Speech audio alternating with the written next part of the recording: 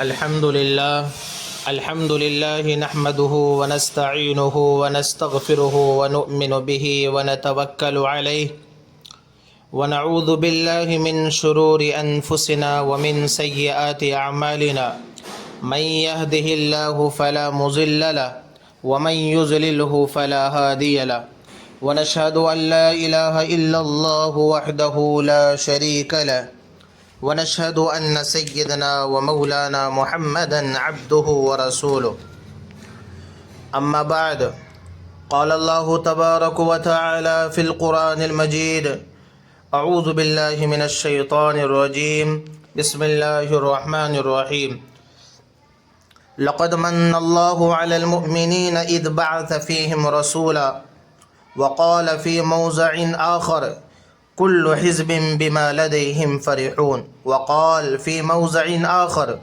تبت يدا أبي لهب وتب۔ میرے واجب الاحترام قابل صد احترام علماء کرام اور میرے عزیز دوستوں بھائیوں بزرگوں،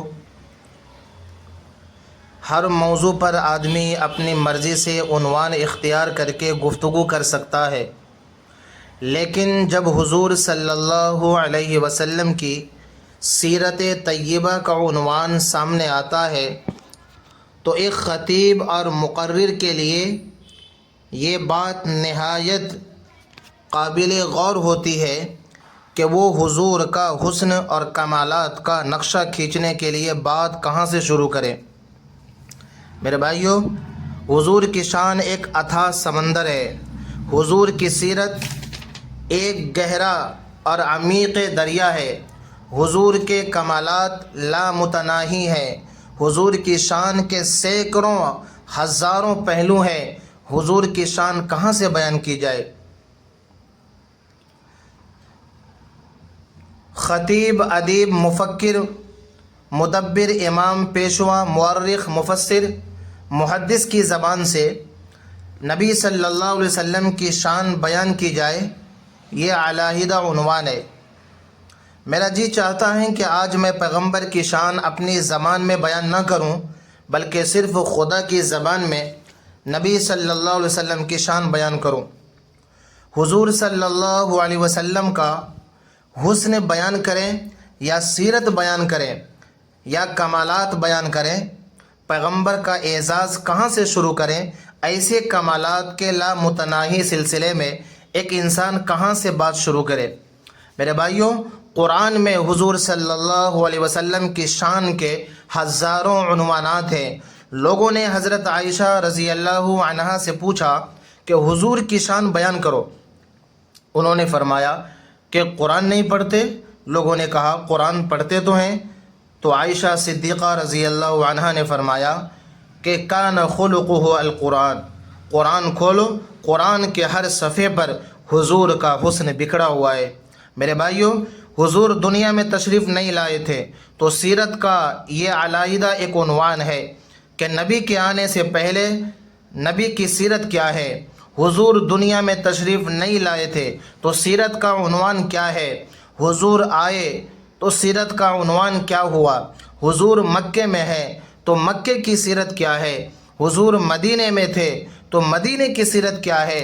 حضور بدر میں ہے، احد میں ہے، خیبر میں ہے، حنین میں ہے، تبوک میں ہے، کہاں کہاں پہنچے۔ ہر قدم پر، ہر علاقے میں، ہر بستی میں نبی کی شان علیحدہ ہے۔ میرے بھائیوں، عام طور پر ایک آدمی کہتا ہے کہ کسی پر اگر کوئی احسان کرے تو اسے جتلایا نہ جائے۔ تم کسی پر احسان کرتے ہو تو کیوں جتلاتے ہو؟ نیکی کرو اور دریا میں ڈالو، احسان کرو اور چھوڑ دو۔ اس بات کو کوئی آدمی اچھا نہیں سمجھتا کہ بار بار احسان کرے اور جتلائے۔ اللہ تعالیٰ کی قدرت کو دیکھو، قرآن پاک سارا بھرا پڑا ہے۔ انسان کے لیے سب سے زیادہ قیمتی چیز کون سی ہے؟ انسان کے لیے سب سے زیادہ قیمتی چیز اس کی زندگی کی بقا کے لیے آپ بتائیں کیا ہے؟ ہوا۔ ہوا اللہ تعالیٰ نے انسان کو جس چیز کی سب سے زیادہ ضرورت تھی وہ مفت میں دے دی۔ اس کا کوئی پیسہ نہیں، جس کی سب سے زیادہ ضرورت تھی وہ سب سے زیادہ دے دی۔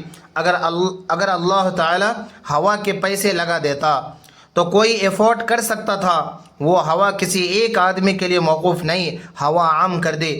انسان نے اس سے زندہ رہنا ہے، اسے عام کر دیا، حتیٰ کہ باپ کو بھی اختیار نہیں کہ بیٹے کو ہوا سے روک دے، بلکہ باپ علیحدہ ہوا حاصل کر رہا ہے اور بیٹا علیحدہ ہوا حاصل کر رہا ہے۔ سب سے قیمتی چیز ہوا ہے اور اللہ نے وہ عام کر دی۔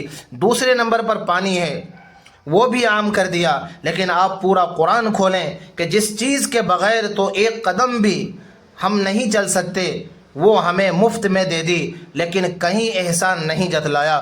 قرآن پاک کھولو، قرآن پاک کہتا ہے میں نے یہ ساری چیزیں تیرے لیے مسخر کر دی، لیکن انسان اتنا بھولا بالا ہے، انسان اتنا ناہنجار ہے، انسان اتنا لا علم اور جھگڑالو ہے، انسان کتنا خواہشات کا پیروکار ہے۔ اس پروردگار نے ایک چیز کو انسان کا نوکر بنایا، یہ انسان اس کو پوجنے لگ گیا۔ اللہ نے سورج کو انسان کا نوکر بنایا اور قرآن میں کہا سورج تیرا نوکر ہے، لیکن انسان سورج کو سجدے کرنے لگ گیا۔ اللہ نے فرمایا یہ چاند بھی تیرا غلام ہے، انسان چاند کو سجدہ کرنے لگ گیا۔ اللہ نے فرمایا یہ ستارے بھی تیرے نوکر ہیں، تو کبھی ستاروں کو سجدہ کرنے لگ گیا۔ اللہ نے فرمایا یہ پہاڑ بھی تیرے غلام ہے، تو کبھی پتھروں کو سجدہ کرنے میں لگ گیا۔ اللہ نے فرمایا یہ درخت بھی تیرے غلام ہے، تو کبھی درختوں کو سجدہ کرنے لگ گیا۔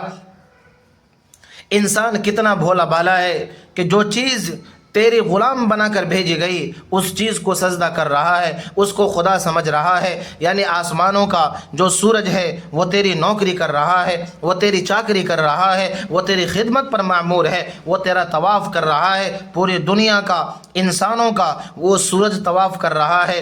سورج جو طواف دنیا کا کرتا ہے وہ مٹی کا طواف نہیں کرتا، پتھر کا طواف نہیں کرتا، اے انسان وہ تیرا طواف کرتا ہے۔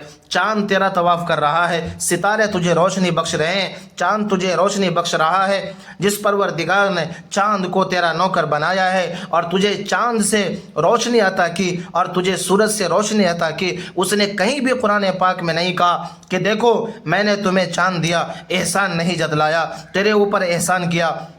سورج نے تجھے دیا، احسان کیا، اور ستارے میں نے تیرے نوکر بنائے، احسان کیا۔ میں نے پتھر اور پہاڑ بنائے، احسان کیا۔ میں نے زمین پانی کے اوپر بنائی، احسان کیا۔ میں نے دریا بنائے، احسان کیا۔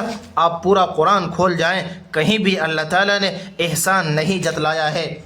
حتیٰ کہ اے انسان اللہ نے تجھے پیدا کیا ہے، تجھے پیدا کہاں کیا؟ 18,000 مخلوقات اللہ نے دنیا میں پیدا کی، اور 18,000 مخلوقات کو پیدا کرنے کے بعد قرآن میں فرمایا کہ جانور پیدا کیے، چرند پیدا کیے، جمادات، حیوانات، نباتات، ہر چیز کو پیدا کیا۔ یہ میری مخلوقات ہیں۔ زمین کے نیچے علیحدہ مخلوقات ہیں، پانی کے اندر اور مخلوقات ہیں، آسمان پر اور مخلوق ہے، فرشتوں کی اور مخلوقات ہیں، درختوں کی اور مخلوقات ہیں، پہاڑوں کی مخلوقات اور ہیں، ذرے ذرے میں مخلوقات ہیں، سمندروں میں مخلوقات ہیں، دریاؤں کی تہوں میں مخلوقات ہیں، زمین کے ذروں میں مخلوقات ہیں، مشرق و مغرب میں مخلوقات ہیں، شمال و جنوب میں مخلوقات ہیں، اور جہاں سورج طلوع ہوتا ہے وہاں میری مخلوق ہے، جہاں سورج غروب ہوتا ہے وہاں بھی میری مخلوق ہے۔ ساری کائنات میں سورج نوکر بن گیا، یہ میری مخلوق ہے۔ 18,000 مخلوقات میں نے پیدا کیے، لیکن میں نے قرآن میں کہہ دیا وَلَقَدْ كَرَّمْنَا بَنِي آدم کہ ساری مخلوقات کا سردار اے انسان میں نے تجھے بنایا۔ 18,000 مخلوقات پیدا کر کے تجھے ساری مخلوقات کا سردار بنایا۔ 100 اونٹ جا رہا ہے، 100 اونٹ جا رہا ہے۔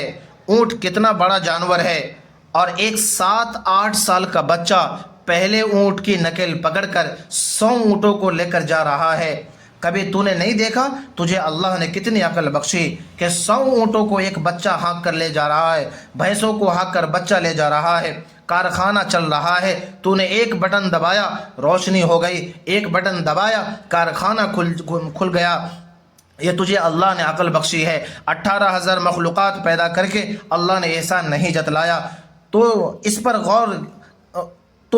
غور کر کہ 1,24,000 انبیاء کو میں نے بھیجا، کنعان کی بستی میں نبی بھیجا، تم پر احسان نہیں جتلایا، بابل کی بستی میں نبی بھیجا، تم پر احسان نہیں جتلایا، یونس کو مچھلی کے پیٹ سے نکالا، احسان نہیں جتلایا، آدم کو اپنا خلیفہ بنایا، احسان نہیں جتلایا، نوح علیہ السلام کو طوفان سے بچایا، احسان نہیں جتلایا، یعقوب کو 40 سال رلا کر بیٹا لوٹایا، احسان نہیں جتلایا، یوسف علیہ السلام کو کنویں سے نکال کر مصر کے تخت شاہی پر بٹھایا، احسان نہیں جتلایا، ابراہیم کو آگ سے نکالا، احسان نہیں جتلایا، ابراہیم علیہ السلام کو تاج نبوت دیا، احسان نہیں جتلایا، اسماعیل کے گلے پر چھری نہیں چلی، اس کو تاج نبوت عطا کیا، احسان نہیں جتلایا، موسیٰ علیہ السلام کو فرعون کے مقابلے میں فتح عطا کی، احسان نہیں جتلایا، عیسیٰ کو جیل سے نکالا، احسان نہیں جتلایا، 1,24,000 انبیاء میں نے تیری ہدایت کے لیے دروازوں پر بھیجے، انہوں نے تیرے دروازے کھٹکھٹائے، اے انسان تو بھولا بھالا تھا، اے انسان تو میرے پیغمبروں کو دھکے دیے، میں نے پھر بھی تجھے کچھ نہیں کہا، تو نے میرے پیغمبروں کو ذبح کیا، میں نے پھر بھی تجھے کچھ نہ کہا، تو نے میرے پیغمبروں کو مارا، میں نے پھر بھی تجھے کچھ نہ کہا، پیغمبر تیرے دروازے پر تیری ہدایت کے لیے پھرتے رہے، لیکن پھر بھی میں نے تجھے کچھ نہ کہا، تجھے مخلوقات کا سردار بنائے رکھا، تجھ پر احسان کیا، اور تو دیکھتا نہیں ہے کہ زمین کے اندر جتنی پیدائش ہو رہی ہے یہ ساری تیرے لیے ہے، زمین تیرے لیے، پھل تیرے لیے، انگور تیرے لیے، انار تیرے لیے، سبزے تیرے لیے، تو ننگا پیدا ہوا، تجھے کپڑا دیا، احسان نہیں جتلایا، تو بھوکا تھا، تجھے روٹی دی، احسان نہیں جتلایا، تجھے عقل دی، احسان نہیں جتلایا، تیرا چہرہ حسین و جمیل بنایا، احسان نہیں جتلایا، تجھے گورا اور کالا بنایا، احسان نہیں جتلایا، تجھے ماں بہن بیٹی بیوی عطا کی، احسان نہیں جتلایا، تجھے بچے عطا کیے، احسان نہیں جتلایا، تو کبھی محل میں رہتا ہے اور کبھی کوٹھی میں رہتا ہے، احسان نہیں جتلایا، اور تو نے کبھی دیکھا ہے کہ کیڑے مکوڑوں کو دیکھا ہے، کبھی مخلوقات اور دوسری چیزوں کو دیکھا ہے، ان کا کوئی مکان نہیں، ان کی کوئی سرداری نہیں، ان کی کوئی عظمت نہیں، لیکن میں نے تجھ پر احسان کر کے احسان نہیں جتلایا، تجھے احسان جتلا کر میں نے یہ کہا من قتلہ قتل الناس جمیعا، ایک انسان کو قتل کرنا ساری انسانیت کو قتل کرنا ہے، ایک آدمی کی زندگی بخشنا ساری انسانیت کو زندگی بخشنا ہے، اے انسان میں نے تجھے قدرت میں کتنے احسانات عطا کیے ہیں، تجھے اعلیٰ بنایا، ارفع بنایا، عظیم بنایا، نبی تجھ میں بنائے، ولی تجھ میں بنائے، قطب تجھ میں بنائے، ابدال تجھ میں بنائے، ولایت کے تاجدار تجھ میں بنائے، قرآن کہتا ہے سب کچھ میں نے تیرے قدموں میں رکھ دیا اور تجھ پر احسان نہیں جتلایا، یہ میری قدرت ہے، یہ میری رحمت ہے، یہ کائنات میں میرا حسن انتخاب ہے، اے انسان تو کبھی غور تو کر، میں نے سب کچھ تجھے عطا کر کے کبھی احسان نہیں جتلایا، تو نافرمانی کرتا رہا اور میں احسان کرتا رہا، اور لیکن جتلایا نہیں، یہ میری نیکی ہے، یہ میرا احسان ہے، لیکن میں نے کبھی نہیں جتلایا، لیکن میری قدرت میں، میری الوہیت میں ایک ایسا موقع بھی آیا کہ مجھے احسان جتلانا پڑا، میری قدرت میں ایک ایسا موقع آیا کہ میں نے آدم علیہ السلام سے عیسیٰ علیہ السلام تک پیغمبر بھیجے، احسان نہیں جتلایا، کائنات کا سارا حسن تجھے عطا فرمایا، میں نے احسان نہیں جتلایا، تجھے اتنی قدرتیں، رفعتیں اور بلندی بخشی، احسان نہیں جتلایا، بادشاہ اور فقیر بنائے، احسان نہیں جتلایا، یہ میں نے دنیا کا نظام بنایا، اس پر غور کرو، اگر کوئی آدمی فقیر ہے وہ فقیری میں خوش ہے، غریب ہے تو غربت میں خوش ہے، ایک آدمی جھوپڑی میں بیٹھا ہوا ہے تو وہاں خوش ہے، ایک آدمی محل میں بیٹھا ہوا ہے تو وہاں خوش ہے، ایک آدمی سائیکل پر جا رہا ہے تو وہاں خوش ہے، ایک آدمی کار میں بیٹھا ہوا ہے تو وہاں خوش ہے، جو سائیکل پر جا رہا ہے وہ سائیکل اس لیے نہیں پھینکتا کہ مجھے سائیکل دیا، اس کو کار کیوں دی، ایسے نہیں کہا، بلکہ جو آدمی سائیکل پر جا رہا ہے وہ بھی ٹھاٹھ سے جا رہا ہے، جو کار پر جا رہا ہے وہ بھی ٹھاٹھ سے جا رہا ہے، میں نے قرآن میں اصول بنا کر بتا دیا، کل حزب بما لدیہم فرحون، ہر آدمی اپنی اپنی جگہ پر خوش ہے، اپنے اپنے حسن پر خوش ہے، آدمی ایک کالے رنگ کا ہے وہ اس کالے رنگ میں خوش ہے، ایک حسین ہے وہ حسن پر خوش ہے، ایک چھوٹا ہے وہ چھوٹا ہونے پر خوش ہے، ایک انگریز ہے وہ انگریز ہونے میں خوش ہے، ایک پنجابی، بنگالی، چینی، جاپانی ہے، غریب ہو کر خوش ہے، امیر ہو کر خوش ہے، بڑا ہو کر خوش ہے، جھوپڑی کا مالک خوش ہے، کارخانہ دار ہو کر خوش ہے، کوئی مدرسے میں پڑھا ہوا ہے تو وہ خوش ہے، کوئی آکسفورڈ میں پڑھا ہوا ہے تو وہ بھی خوش ہے، کوئی اسکول میں پڑھتا ہے تو وہ بھی خوش ہے۔ کل حزب بما لدیہم فرحون، یہ ساری میری قدرتیں ہیں، میں نے تمام مخلوقات کو اے انسان تیرا غلام بنا کر دنیا میں بھیجا ہے، میں نے ساری چیزوں کو تیرا غلام بنا کر بھی کبھی احسان نہیں جتلایا، تجھے کتنا خوش رکھا، تجھے کتنی نعمتیں عطا کی، میں نے کبھی بھی تجھ پر کوئی احسان نہیں جتلایا، لیکن میرے خزانے میں ایک ایسی چیز تھی جس کو میں نے دنیا میں بھیجا، اس عظمت کو میں نے تیرے دروازے پر رکھا، اس گوہر کو میں نے تیرے دروازے پر رکھا، اور جب تجھے اس کے حسن سے سرفراز کیا گیا تو اس عظمت کو میں نے تیرے دروازے پر بھیجا، جب کائنات کی سب سے مقدس چیز کو میں نے تیرے حوالے کیا تو پھر میری قدرت نے بھی کہا اب میرا تجھ پر احسان ہے۔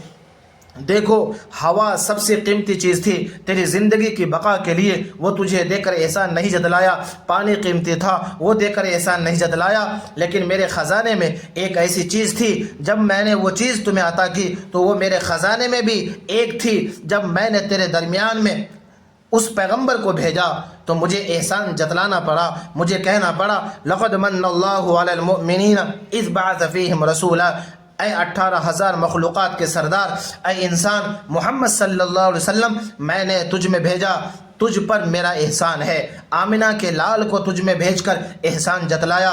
اور اسی کو شاعر نے کہا بدلا ہوا تھا رنگ گلوں کا تیرے بغیر، بدلا ہوا تھا رنگ گلوں کا تیرے بغیر، ایک خاک سی اڑی ہوئی ساڑے چمن میں تھی۔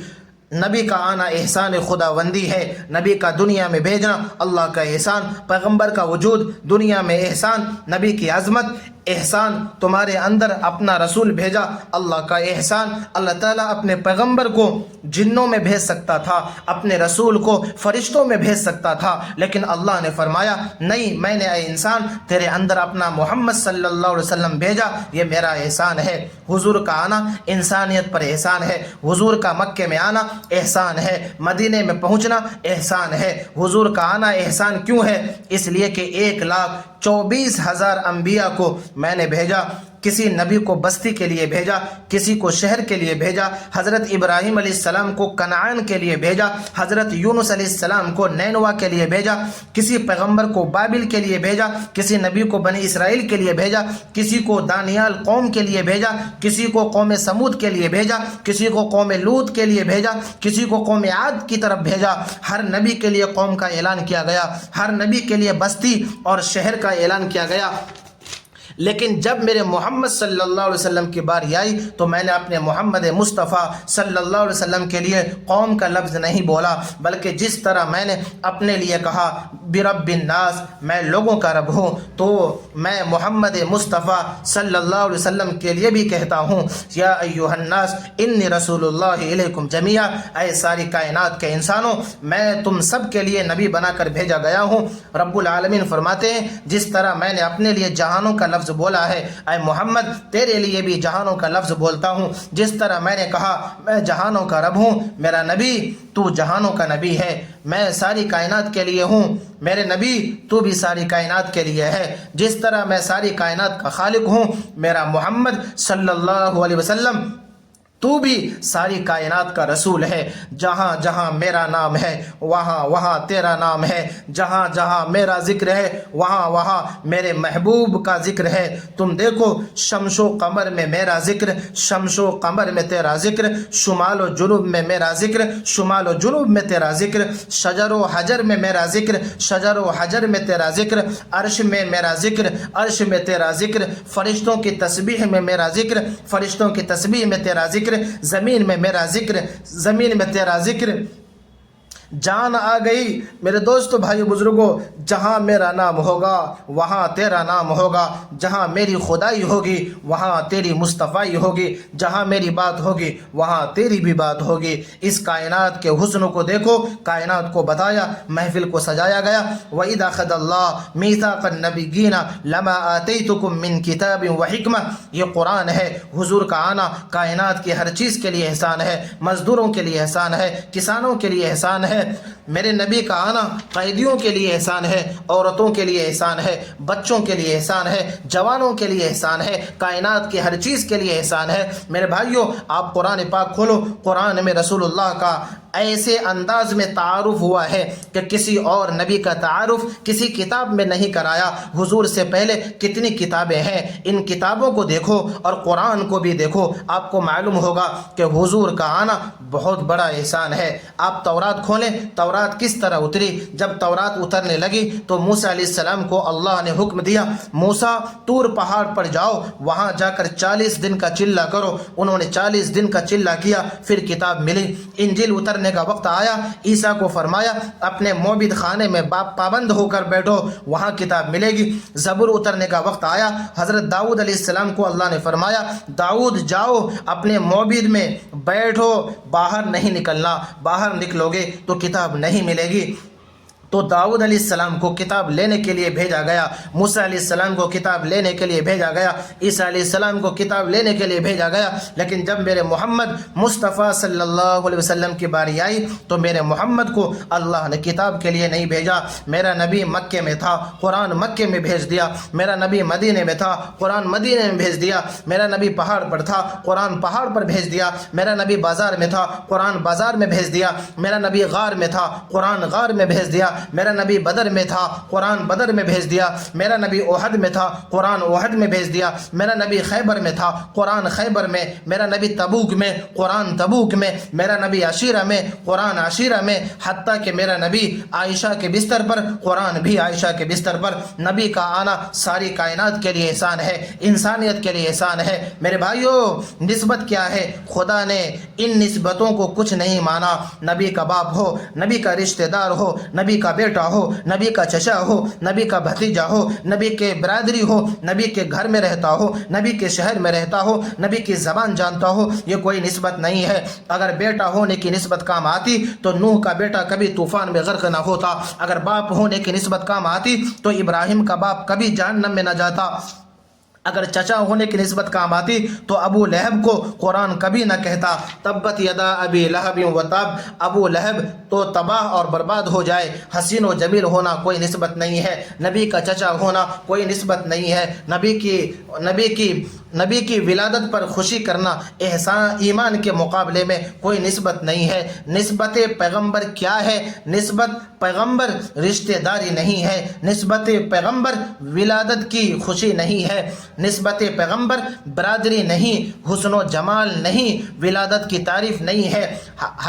اگر حضرت حسین رضی اللہ عنہ نبی صلی اللہ علیہ وسلم کے نواسے تو ہوتے لیکن وہ صحابی نہ ہوتے تو کبھی آپ ان کی شان میں جلسے نہ کرتے۔ اگر نواسے رسول تو ہوتا لیکن پیغمبر کا کلمہ نہ پڑا ہوتا، کبھی ہم ان کی شان میں جلسہ نہ کرتے۔ اگر فاطمۃ الزہرا نبی کی بیٹی تو ہوتی لیکن خدا نہ خواستہ ان کے دل میں ایمان نہ ہوتا تو کبھی آپ بیٹی ہونے کی وجہ سے ان کی عظمت بیان نہ کرتے۔ علی مرتضیٰ پیغمبر کا چچا زاد بھائی تو ہوتا، اگر خدا نہ خواستہ علی مرتضیٰ صاحب ایمان نہ ہوتے تو کبھی ہم علی مرتضیٰ کی شان میں جلسہ نہ کرتے۔ رشتہ داری کوئی نسبت نہیں ہے، بیٹا ہونا، باپ ہونا، بھتیجا ہونا، بھائی ہونا، شہری ہونا، برادری ہونا، قرابت دار ہونا کوئی نسبت نہیں ہے۔ آپ دیکھو وہ ابو لہب سگا چچا ہے، ولادت جب ہوئی تو 100 اونٹ قربان کرنے والا ابو لہب تھا، 100 اونٹوں کو تقسیم کرنے والا ابو لہب تھا۔ ولادت رسول پر سب سے زیادہ خوشی کرنے والا ابو لہب تھا۔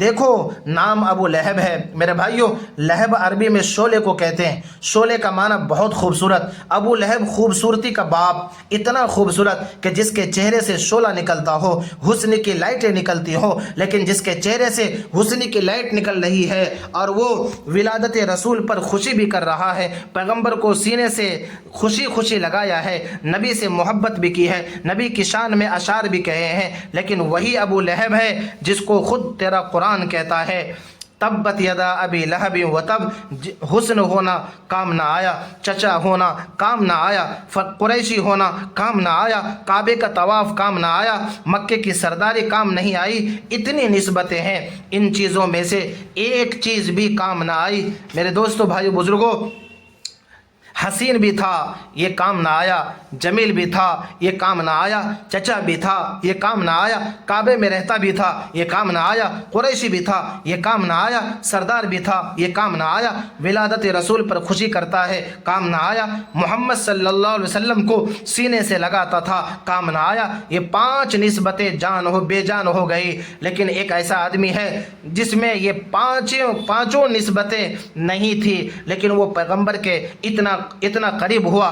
دیکھو، اس کا رنگ بھی کالا تھا، وہ قریشی بھی نہیں تھا، وہ عربی بھی نہیں جانتا تھا، وہ مکے میں کبھی آیا نہیں تھا، وہ نبی کا رشتہ دار بھی نہیں تھا، ولادت رسول پر اس نے کبھی خوشی بھی نہیں کی تھی، وہ حبشہ سے چل کر آیا تھا۔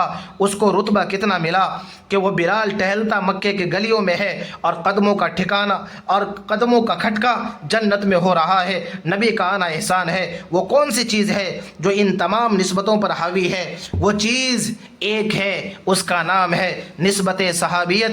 ابو لہب نے نسبت صحابیت حاصل نہیں کی، چچا تو رہا، قریشی تو رہا، حسین و جمیل تو رہا، سردار قریش بھی تو رہا، لیکن نسبت صحابیت نہ ملی، تو قرآن نے کہا ابی لہب و تب۔ اصل چیز نبی کا رشتہ دار ہونا نہیں، اصل چیز ہے نسبت صحابیت۔ وہ نسبت صحابیت روم کے صہیب کو مل جائے جنت کا وارث بن جاتا ہے، اور وہ نسبت صحابیت حبشے کے بلال کو مل جائے تو کہا جاتا ہے جاء سیدنا بلال، ہمارا سردار بلال آ گیا۔ وہ نسبت صحابیت خالد بن سعید کو مل جائے تو وہ جنت کا وارث بن جاتا ہے۔ اس نسبت صحابیت کو دیکھو اور میرے رسول کو دیکھو، جب یہ نسبت حبشے کے بلال کو ملی تو بلال اتنا اونچا ہو گیا کہ جب خانہ کعبہ فتح ہوا تو حضور نے فرمایا بلال کعبے کی چھت پر چڑھ جا اور اذان دے دے۔ عرض کیا اللہ کے رسول کعبے کی چھت پر؟ فرمایا ہاں کعبے کی چھت پر چڑھ۔ کعبے کی چھت پر نبی کا کوئی رشتہ دار نہیں چڑھا، کوئی عام سردار کعبے کی چھت پر نہیں چڑھا، کعبے کی چھت پر کالے رنگ کا بلال چڑھا، اور جب جوتا اتارنے لگا حضور نے فرمایا جوتے سمیت چڑھ جا، رنگ کالا ہے، ہونٹ لمبے لمبے ہیں، لیکن اندر کیا ہے؟ نبی کی رشتہ داری نہیں ہے، پیغمبر کی برادری نہیں ہے، نبی کی قرابت داری نہیں ہے، لیکن اندر نسبت صحابیت ہے۔ تو رسول اللہ نے فرمایا کعبے کی چھت پر جوتے سمیت چڑھ کر اذان دے دے اور دنیا کو بتا دے جن کے اندر نسبت صحابیت ہوتی ہے وہ اتنا اونچا شرف پا جاتا ہے کہ کعبے کی چھت پر کھڑا ہوتا ہے۔ یہ نسبت صحابیت ہے۔ بخاری شریف میں ہے نبی صلی اللہ علیہ وسلم کے دروازے پر ایک اونٹ آیا اور سر رکھ کر شکایت کرتا ہے۔ آپ نے فرمایا جبرائیل نے فرمایا کہ یہ اونٹ اپنے مالک کی شکایت کر رہا ہے، یہ حضور کا معجزہ ہے۔ حضور نے مالک کو بلا کر فرمایا اس کو چارہ کم دیتا ہے اور کام زیادہ لیتا ہے، آئندہ اس کو چارہ زیادہ ڈال اور اس کے مطابق کام لیا کر۔ مجھے بتاؤ یہ میرے پیغمبر کا آنا اس اونٹ کے لیے احسان ہے یا نہیں ہے؟ نبی کا آنا احسان ہے۔ وہ عورت جس کو لوگ بازار جن سمجھتے تھے آج عورتیں کہتی ہیں آزادی ملنی چاہیے۔ کیسی آزادی؟ رسول اللہ کے آنے سے پہلے تمہیں بازاروں میں فروخت کیا جاتا تھا، تمہاری منڈیاں لگتی تھی۔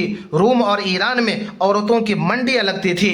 محمد مصطفیٰ ہی وہ پیغمبر تھا جس نے اعلان کیا جو کسی عورت کو بری نظر سے دیکھے گا تو کل قیامت کے دن اس کی آنکھوں میں سیسا پگھلا کر ڈالا جائے گا۔ اے میری ماں اور بہن، وہ رسول تیری عزت کا رکھوالا بن کر آیا، اس لیے مجھے کہنا چاہیے نبی کا آنا احسان ہے، عورتوں پر بھی احسان ہے۔ بچیوں کو زندہ دفن کر دیا جاتا تھا۔ پیغمبر نے فرمایا جو شخص 2 بچیوں کی تربیت کر کے جوان کر کے ان کی شادیاں کر دے گا، میں محمد صلی اللہ علیہ وسلم اعلان کرتا ہوں اس پر جنت واجب ہو گئی۔ نبی کا آنا احسان ہے۔ حضور گھر میں تشریف فرما ہے۔ ابو بکر عمر نے آ کر عرض کیا حضرت کچھ کھایا پیا نہیں؟ حضور نے فرمایا کیا ہوا؟ صدیق اور عمر نے کہا کہ ہمارے پیٹ پر پتھر بندھے ہوئے ہیں، کئی دن ہو گئے کچھ کھایا نہیں۔ نبی نے فرمایا کہ تمہارے پیٹ پر 1 پتھر ہے، تیرے نبی کے پیٹ پر 2 پتھر ہیں۔ ایک صحابی نے کہا یا رسول اللہ میں عصر کی نماز کے بعد حضرت مقداد بن اسود کے گھر کے قریب سے گزرا۔ حویلی کا دروازہ کھلا تھا، میں نے دیکھا کھجوروں کا ڈھیر لگا ہوا ہے۔ حضور نے فرمایا چلو مقداد بن اسود کے گھر چلتے ہیں۔ آدھی رات کا وقت تھا، مقصد یہ تھا کھجوروں کا ڈھیر ہے، صحابہ نے کچھ نہیں کھایا، چلو کھجوریں کھاتے ہیں۔ جس صحابی سے بے تکلفی ہوتی رسول اللہ اس کے گھر چلے جاتے۔